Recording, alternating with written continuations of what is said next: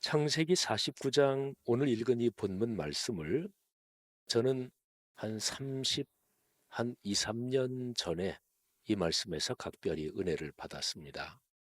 신앙생활을 하면서 특별히 어떤 구절, 그 구절은 내가 언제 어떤 예배 시간에 그 구절에서 특별히 은혜를 받았어.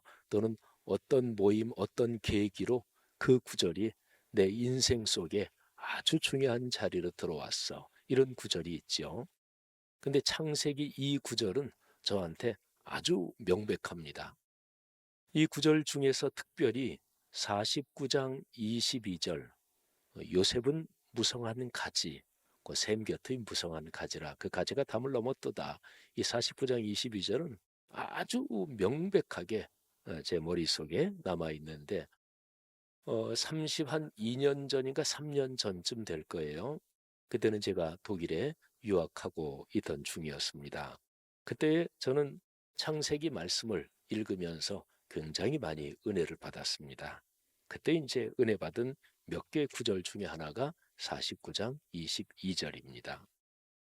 오늘 이 창세기 49장 말씀을 통해서 여러분의 가정에 하나님 우리 가정이 이 창세기 49장 22절부터 25절 이 말씀의 축복을 주옵소서 이런 갈망이 생기기를 바라고 또 그 갈망이 기도 중에 여러분의 삶의 가정에 구체적으로 이루어지기를 간절히 바랍니다. 이 창세기 49장은요. 야곱이라는 사람이 세상을 떠나기 전에 12아들들에게 유언적 축복을 해준 거예요. 유언을 남긴 거죠. 그래서 1절부터 27절까지가 차례로 12아들에 대해서 아버지 야곱이 죽기 전에 유언적 축복을 해주는 거예요.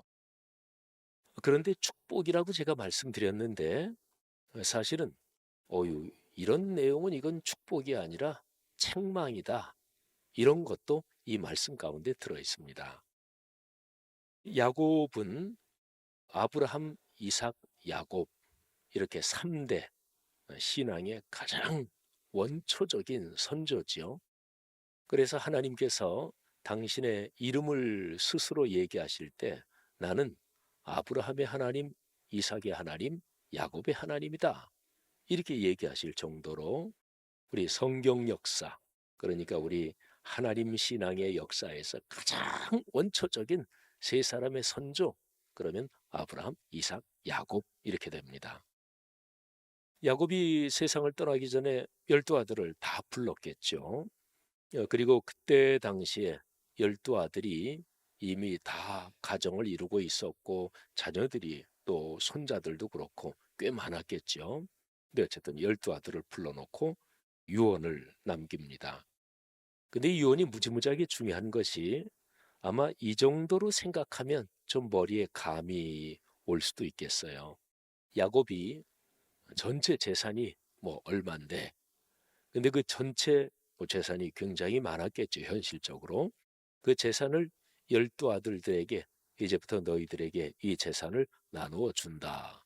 첫째 아들 르우벤, 그다음에 또 뭐 시므온, 레위, 유다 이렇게 차례대로 르우벤은 전체 재산 중에서 어디에 있는 땅, 또 어디에 있는 집, 건물 그 르우벤한테 준다. 또 둘째에게는 이거 준다. 이렇게 재산을 구체적으로 분배하고 그리고 분배하는 거를 법적으로 효력이 있는 계약서, 유언 증서에 이렇게 써가지고 거기에 법적으로 효력이 있는 날인 또는 도장을 찍는다. 그러면 이거 무지무지하게 중요한 거죠. 그러니까 아버지가 세상을 떠나면서 자녀들을 위해서 기도해 준다. 이것보다는 현실적으로 유언으로 재산을 이렇게 나눠준다. 이게 더 마음에 피부에 와닿고 확정적이잖아요. 근데 야곱이 유언을 남기는 거는 그런 거라고 보시면 돼요. 그런 거라고 보시면 됩니다. 그러니까 그때 당시의 문화적인 상황 또는 신앙적인 상황 또 그때 삶의 세계관에서는 아버지가 세상을 떠나기 전에 자녀들에게 축복해 주는 거는 그대로 되는 거예요. 그러니까 굉장히 중대한 일이지요. 자, 근데 이 유언들이 두 가지 기본 틀이 있습니다. 자, 첫 번째 틀은 오늘 여기 성경 말씀 보면은 미래에 될 일에 대해서 아버지가 얘기를 하는 거예요. 49장 1절에 보면 이렇게 표현이 되어 있어요. 야곱이 그 아들들을 불러 이르되 너희는 모이라.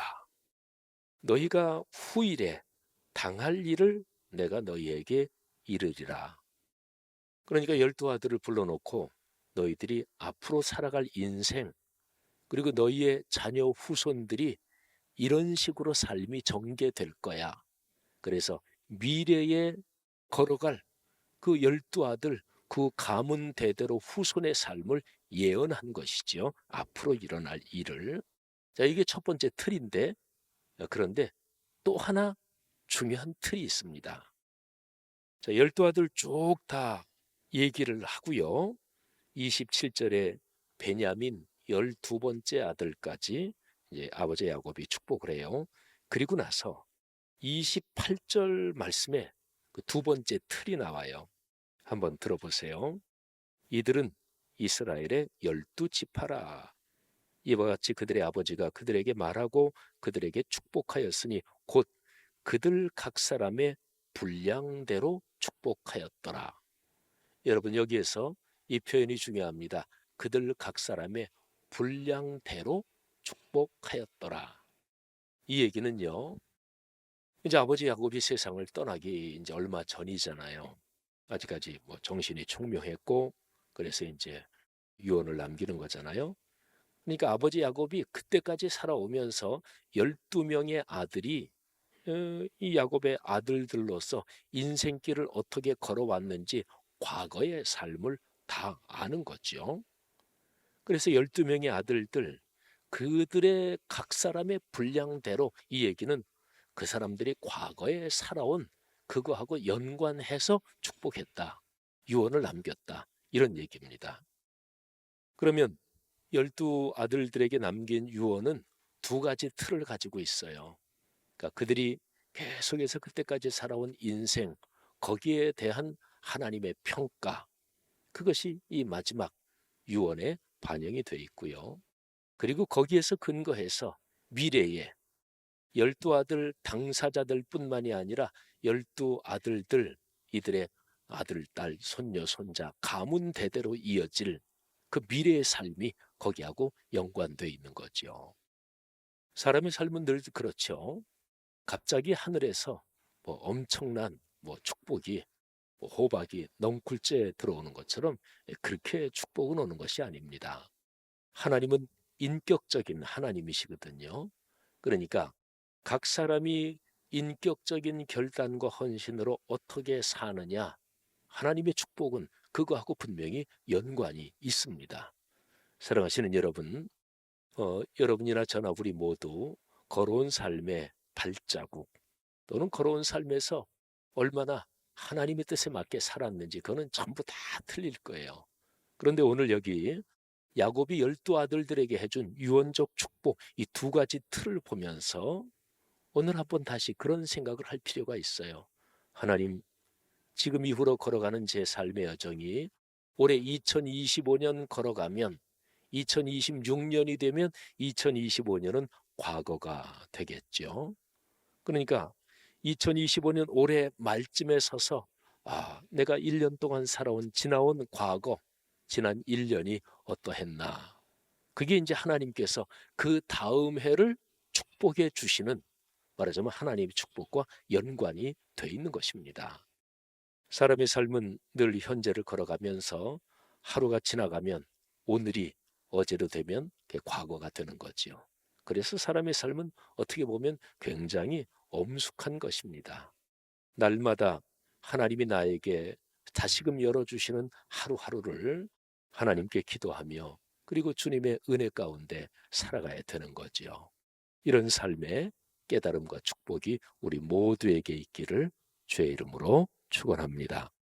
자, 12 아들들에게 해준 축복 중에서 제일 좋은 축복, 제가 두 개를 딱 골라드리겠습니다. 넷째 아들 유다에게 해준 축복, 그리고 11번째 아들 요셉에게 해준 축복, 이 두 아들이 받은 축복이 제일 좋습니다.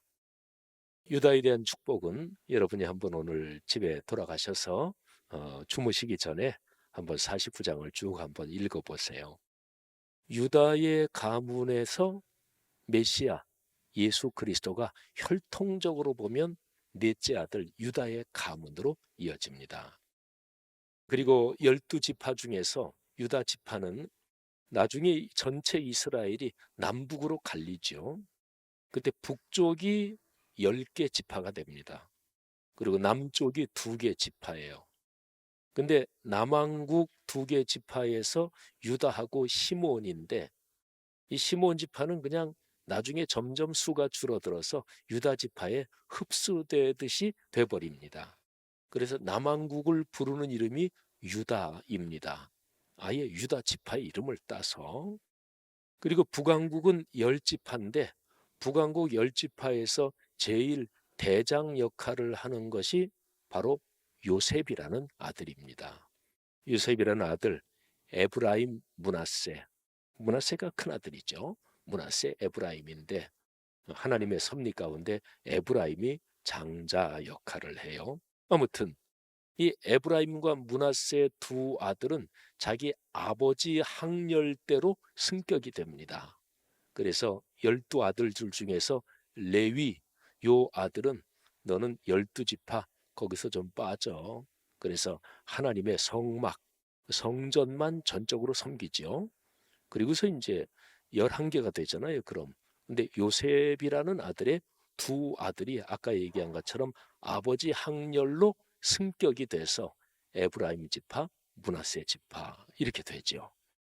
그러니까 나중에 쭉 진행되는 이스라엘 전체 역사를 보더라도 유다 지파, 이 아들 유다가 받은 게 남왕국의 맹주 그리고 신앙의 법통이 이쪽으로 이어집니다. 그리고 북왕국 10개 지파에 말하자면 주도적인 역할을 하는 것이 요셉이라는 아들, 그의 두 아들들 이렇게 되는 거죠. 아무튼요, 제가 오늘 요셉이라는 인물 요 관련된 구절을 읽었는데 우리 그리스도인들이 신앙생활하면서 요셉에 대해서는 아마 설교 중에서 성경에 나오는 인물 중에서 제일 많이 들은 한 서너 명의 인물 중에 하나가 요셉일 것입니다. 꿈꾸는 사람 요셉 아주 유명하지요. 요셉의 걸어온 인생길을 우리가 성경 지식이 많지 않아도 우리가 대략 아는 것은 이런 틀입니다. 요셉은 어릴 때 아버지한테 특별히 총애를 받았다. 아버지 야곱이 부인 넷이 있었는데 제일 사랑하는 부인이 라헬이지요. 그런데 이 라헬이 자식이 없었어요. 그러다가 애쓰고 기도하고 뭐 그러다가 난 아들이 요셉입니다. 그러니까 아버지 야곱이 요셉을 아주 그냥 쥐면 꺼질까 불면 날까 이 정도로 사랑하면서 키웠던 거죠. 어쨌든 그렇게 아버지의 특별한 사랑을 받고 그런데 형들의 미움을 받아서 그래서 애굽으로 노예로 팔립니다. 그러니까 요셉의 삶은 반전이 여러 번 있어요. 사랑을 받았는데 그런데 노예로 팔린다. 노예로 팔려서 그래도 애굽의 친위 대장 대단히 높은 직책 그 집의 노예로 팔려서 주인에게 총애를 받아서 친위 대장 집에 모든 것을 총관리하는 집사의 직위에까지 올랐으니 이거는 뭐 대단한 성공이지요. 그런데 거기에서 또 한 번 곤두박질을 칩니다. 보디발의 아내의 모함으로 감옥에 갇히지요. 근데 감옥에 갇혀서도 또 감옥의 간수장의 신임을 받습니다. 근데 거기에서 기대했던 일이 이루어지지 않으면서 아주 어려운 나날을 보내죠. 그러다가 하나님의 역사로 이 요셉이 노예 상태, 감옥에 갇힌 상태에서 그 강대한 제국 애굽의 총리 대신으로 발탁이 돼요. 총리 대신 위에는 딱 한 사람밖에 없었습니다. 애굽의 왕 바로. 파라오. 근데 그 당시에 애굽에서는요, 바로는 사람이 아니고 신적인 존재였습니다. 근데 이 파라오가 요셉을 전격적으로 총리 대신으로 발탁하면서 나 외에는 너보다 높은 사람이 없다. 애굽 전역에 내 허락 없이 수족을 놀릴 자가 없을 것이다. 이 정도로 대단한 사람이 됩니다. 그러니까 요셉의 인생은 반전과 역전의 과정을 거쳐서 성공한 그런 인물이죠. 근데 여기서 중요한 점이 하나 있습니다. 요셉은 그때까지 쭉 살아오면서 하나님을 놓지 않고, 그리고 하나님이 주신 말씀을 놓지 않고 그 말씀을 꼭 붙잡고 살아갔다. 이런 거죠. 요셉이 살았던 시기는 기록된 말씀은 아직 없었어요. 그러니까 하나님의 뜻, 하나님의 말씀, 그러면 입에서 입으로 전해져 내려오는 거지요. 그러니까 아브라함, 이삭, 야곱, 요셉, 아브라함이 받았던 하나님의 말씀, 하나님의 약속이 계속해서 전해져 내려오는 거겠죠. 요셉이 세상을 떠날 때, 그때 요셉은 두 가지 유언을 남기죠. 우리 민족이 현재 애굽에 사는데 언젠가는 가나안 땅으로, 하나님이 말씀하신 그 땅으로 돌아간다. 이 얘기는 아브라함한테 하나님이 해주셨던 그 약속, 그 말씀의 약속이 계속해서 아들, 손자, 증손 계속 이어지고 있었다는 거지요. 그리고 그때는 명시적으로 기록된 하나님의 말씀은 모세 때 오니까, 그때 전에는 하나님이 꿈으로 보여주시고 이런저런 사건으로 보여주시고, 그게 바로 하나님이 주신 말씀이에요. 그러니까 요셉은 17살 때 하나님이 꿈으로 보여주신 거, 그 꿈이 곧 하나님의 말씀이거든요. 요셉은 평생 하나님의 말씀을 놓지 않고 그 말씀을 붙잡고 살았습니다. 하나님 앞에서. 이것이 이제 요셉의 인생에서 제일 중요한 골격이지요. 아버지 야곱이 요셉을 축복하는 이 내용에는 정확하게 요셉이 살아온 일생에 대한 이야기가 여기에 들어 있습니다. 자, 22절에 보면 요셉은 무성한 가지, 그 샘 곁의 무성한 가지다. 그 가지가 담을 넘었도다. 22절이 큰 틀로 서론이면서 결론이에요. 근데 그 다음 절에 보면 활 쏘는 자가 요셉을 학대했다. 적개심을 가지고 그를 쏘았다. 요셉이 받았던 삶의 수많은 고난을 얘기하는 거예요. 아버지 입장에서. 그런데 요셉의 활이 도리어 굳셌다. 그의 팔이 힘이 있었다. 요셉이 그런 환난 역경을 이겼다는 거죠. 그런데 이제 아버지 야곱도 명확하게 이 마지막 유언에서 지적을 합니다. 그렇게 요셉이 어려움을 이긴 거는 요셉 자신의 능력이 아니다. 야곱의 전능자 이스라엘의 반석, 그 목자의 손이 도와주었다. 하나님이 도와주셨다는 거죠. 그래서 내 아버지의 하나님, 그러니까 야곱이 섬기는 하나님이죠.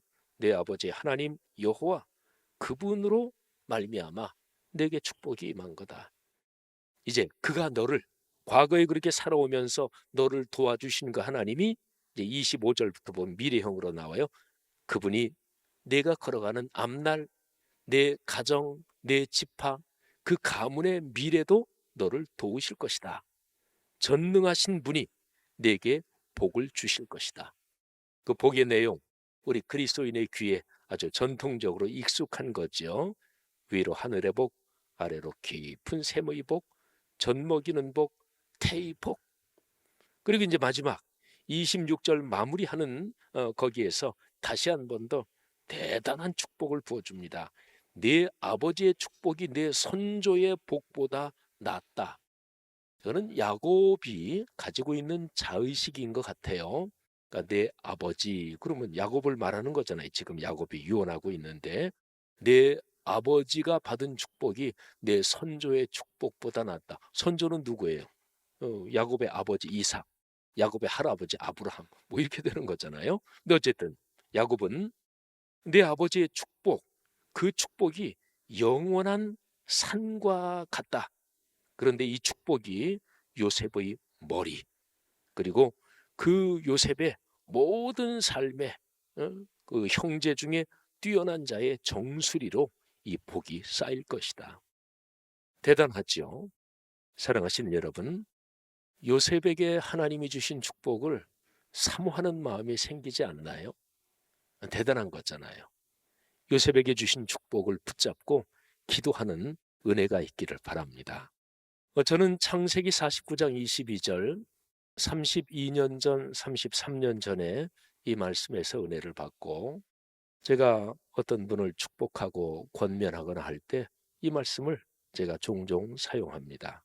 요셉은 무성한 가지, 그 샘 곁의 무성한 가지라. 그 가지가 담을 넘었도다. 사랑하는 여러분, 여러분의 가정이 이 창세기 49장 22절의 축복이 여러분의 가정에 넉넉하기를 바랍니다. 그리고 우리 교회 공동체 안에서 여러분이 속한 그 동네, 그 작은 가정마다 창세기 49장 22절의 축복이 풍성하기를 주님의 이름으로 축원합니다. 하나님의 말씀은 어떤 말씀을 꽉 붙잡고 살아가잖아요. 그리고 그 말씀을 기억하면서 기도할 때마다 하나님 이 말씀이 이루어지게 하옵소서 하잖아요. 그러면 그 말씀이 분명히 삶으로 됩니다. 여러분, 신앙을 떠나서 사람이란 존재가 그렇게 구성이 돼 있어요. 신앙, 예수 안 믿는 사람이 어떤 자기 좌우명 하나 딱 붙들고, 뭐 예를 들면 뭐 하면 된다, 못할 건 없어, 뭐 이런 거를 좌우명이라고 삼고 하면 된다, 못할 것 없어, 이거를 계속 매일 기억하고 그냥 굳게 입으로 그냥 몇 번이고 반복하고, 그런 사람은 삶에서 꺾이지 않습니다. 이게 사람이란 존재예요. 사람이란 존재는 정신적인 존재, 또 영적인 존재인데, 정신에 어떤 인식이 들어오잖아요. 그러면 사람은 몸과 모든 게 그 인식이 확고하게 된 그 인식을 중심으로 다 움직입니다. 그런데 생각해 보세요. 하나님의 거룩한 말씀을 붙잡고 그 말씀이 이루어지기를 위해서 기도하고 그 말씀이 이루어지기를 갈망하면서 하나님의 도우심을 구하는 그 사람의 삶에 왜 그 말씀이 이루어지지 않겠어요? 창세기 49장 22절, 저는 전에도 말씀드렸지만 어떤 구절이 굉장히 은혜로우면 그 구절에 장 숫자, 절 숫자를 그냥 이어서 하나님이 제게 주신 축복의 코드로 그 숫자를 기억합니다. 창, 사구, 둘둘. 이건 하나님이 제게 주신 축복의 코드 중에 하나예요. 사랑하신 여러분, 이 말씀이 여러분의 가정에, 또 여러분이 속한 동네 우리 교회 축복의 코드가 되기를 주의 이름으로 축원합니다. 그래서 가정, 가문이 걸어가는 길이 평안하시기를 바라고, 하나님의 은혜가 강물처럼 넘치기를 바라고, 이런저런 어렵고 힘든 일이 있을지라도 넉넉하게 이기고 삶의 여정을 걸어가는 그런 복이 있기를 주의 이름으로 축복합니다.